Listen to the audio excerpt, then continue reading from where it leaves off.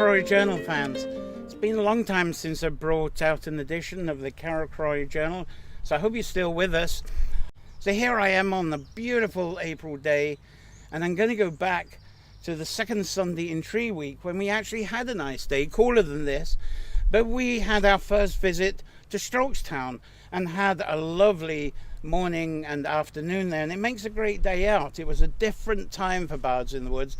I think we started at 11 o'clock, or was it noon? Perhaps you remember. But we went out into the woods. We had our beautiful Bards in the Woods session. Then we went to the lovely cafe at Strokestown. Very chefy, but very inexpensive, worth it. And for people who stayed longer, you could go around the house or on further walks around the grounds. Wonderful place for a day out.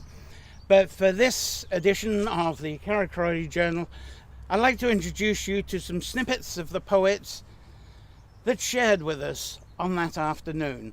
I'll be releasing the full poems later on in later editions. I hope you enjoy this introduction to Tree Week way back in March at Strokestown.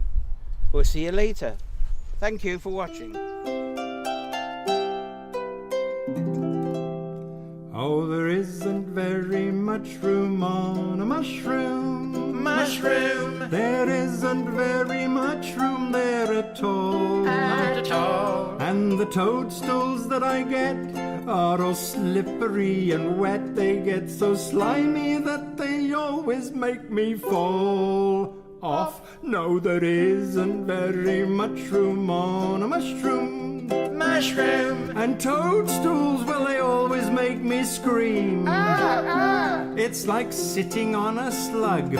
If you gave a slug a hug, you'd know just exactly what I mean. Ugh, slimy, there isn't very much room on a mushroom.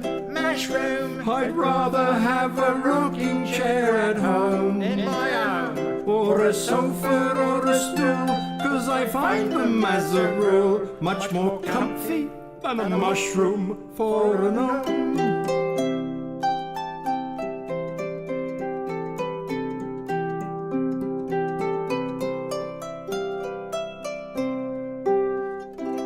No, there isn't very much room on a mushroom. Mushroom. I don't know why they always paint us sitting there on that big red ugly thing with spots, with our legs all tied in knots, when we'd really much rather sit on a chair. On a chair.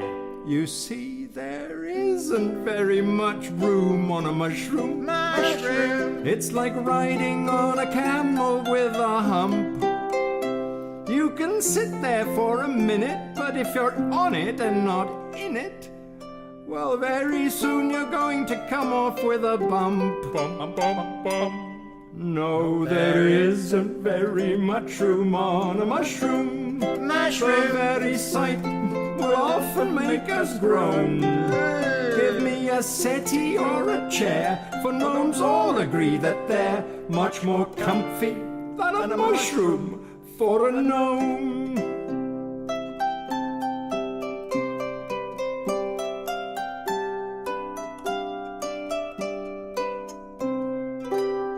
This is called I'm Not a Silver Surfer, I'm a Great White Shark.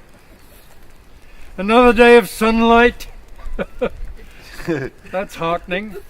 I could safely put on the sunlight as a riding suit and rise up. It's okay, I'm not Icarus after all. I open the bedside drawer and the mothballs I call memory fall tinkling down onto the floor silently during the months of darkness when the sun and I were turned away from each other. I half remember I had wings once. If nothing else, fins will do fine. Ooh, whistled the wind. Swish, hissed the clothesline. Tinkle, tinkle rang the little clothes pegs. I faced into the chilling force and determinedly held on tight.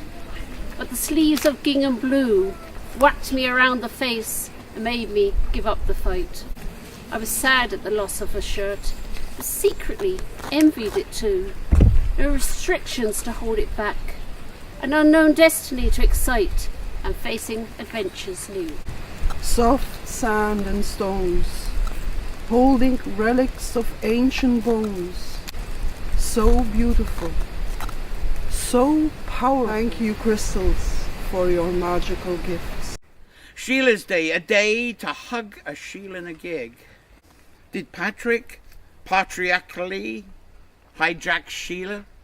An Airmid, our guide to nourishment and our healing from plants. And what of that dark warrior Morrigan, the mourner Carrowcrory, the quiet weaver in the belly?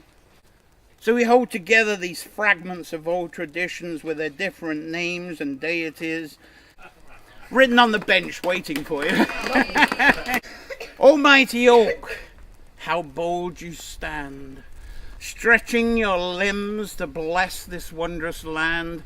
We know many men have passed this way, because within that tree their spirits are here to share with us today. Galloping, breaking it in, breaking it to calm, to release its mortal fear. Where the oak tree took a breath and spoke, now you may break a branch or two, scare every leaf to fall away, make my trunk and make me sway. Do discover the joy of planting a tree and watch it rise. It's slow, I know. As it grows, so will our adoration of life and our big, warm heart waxing with each spring. It sings to converse with the winds and the birds. When leaves may fall knowing the new buds are here too, proving that through whatever we do, we shall prosper. A misty hush over the land, matured fruit, your last stand. Numbing feeling, icy touch, dead inside, pain too much. The creeping of life anew, treasured memories aware of you, sitting constantly on my shoulder.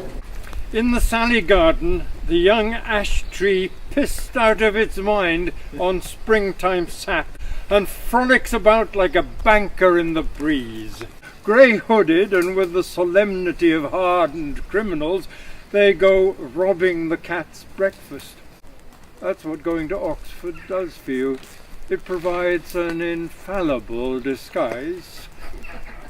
Of course, Oxford does not make you a better thief, but it makes you think you are. By the way, in the Irish language, the B in banker, when... The air so clean, so pure, that angel dust grows on the hawthorn tree, transforming me into pure energy. Carrowcrory, so unreal.